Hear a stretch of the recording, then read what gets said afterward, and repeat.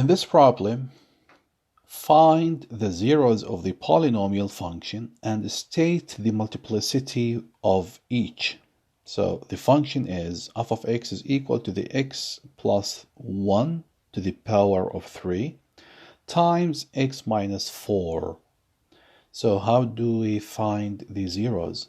Finding the zero. So what are the values of x that you're going to plug into this function that gives you 0?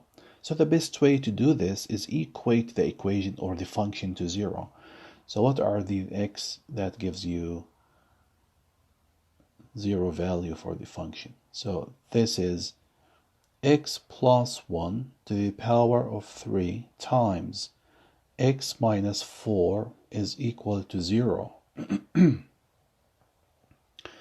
we are going to solve this equation. So we can use the zero property. Because f of x is a multiple of linear factors or of factors. So we can say, okay, what is the zero property? Just quickly. The zero property says if you have a times b equals 0, then either a is going to be 0 or b is going to be 0. At least one of them, or maybe both. Okay. So the condition is a times b. That works if you have a times b times c as well. A times b times c times d, etc. Okay. And this is exactly what's happening because we have x plus 1 to the power of 3. What does this mean? This means actually is what? It's x plus 1 times x plus 1 times x plus 1 times x plus 4 equals to 0. But we are not going to do this because it's a lengthy. Suppose you have a power of 10. So it's not practical, right? So I'm going to delete this. So I can use the zero property. So either the first factor is going to be 0. So x plus 1 is going to be 0 to the power of 3 here, right? Or the second factor is going to be 0. Correct?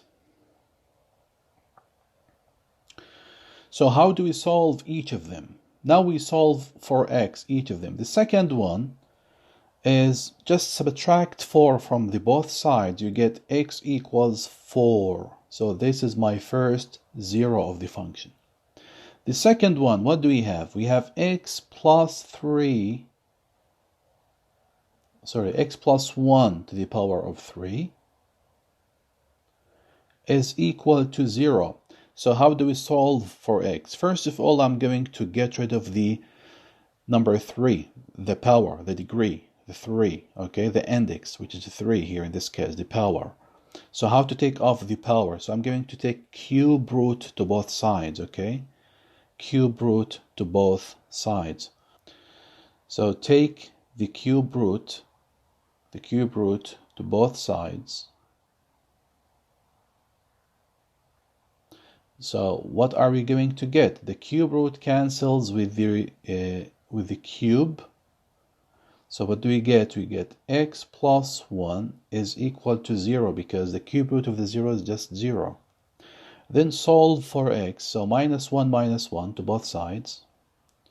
So what did we get? We get x equals to the negative 1. So we have two zeros. The smaller one is x equals to the negative 1. And the larger one is x equals to 4, right? So you have two zeros. But one of them is repeated, okay? So the negative 1 is repeated 3 times because, as I explained already, x plus 1 to the power of 3 is equal to what? X plus 1 times x plus 1 times x plus 1. So we have 3 of them actually, not 1. So this is the multiplicity. We have 3 of them. Not just negative 1, only one of them. We have 3 of the negative 1. So what are the zeros? The zeros are negative 1, 4. Then the smaller 0 has a multiplicity. Which one is the smaller? It's the negative one. What is the multiplicity of the negative 1? How many times this 0 is repeated? It's 3 times. How did we know? From the power of this. It's 3 here. It's 3, okay? The other one, the larger 0, which is 4, what is the multiplicity? Is just 1, because this is 1 here. This is 1, so it's 1 here.